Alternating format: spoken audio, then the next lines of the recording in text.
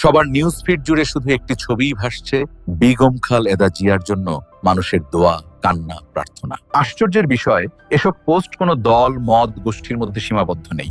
সব শ্রেণী, পেশা কিংবা মতাদর্শের মানুষ শুধু একটি বাক্যই উচ্চারণ করছে, আল্লাহ ওনাকে দ্রুত সুস্থতা দান করুন। একজন নেতার জীবনে এর চেয়ে বড় প্রাপ্তি আর কি হতে পারে, যিনি কোনো কালচারাল সফট পাওয়ার ছাড়াই, কোনো বিশেষ প্রচার ছাড়া শুধু মানুষের হৃদয়ে হয়ে উঠেছেন বাংলাদেশের সবচেয়ে বড় ইউনিফাইং চরিত্র।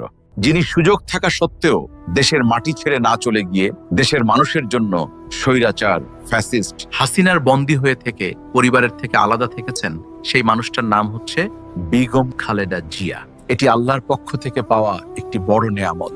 আজ আমরা সবাই মিলে শুধু একটি প্রার্থনাই করি, তিনি যেন দ্রুত সুস্থ হয়ে আবার আমাদের মাঝে ফিরে আসেন, আবার হাঁটেন, কথা বলেন, হাসেন এবং বাংলাদেশের গণতান্ত্রিক যাত্রায় আবারও ভূমিকা রাখতে পারেন। মানুষের ভালোবাসা তার সাথে আছে, এখন শুধু স্রষ্টার রহমতের অপেক্ষায়।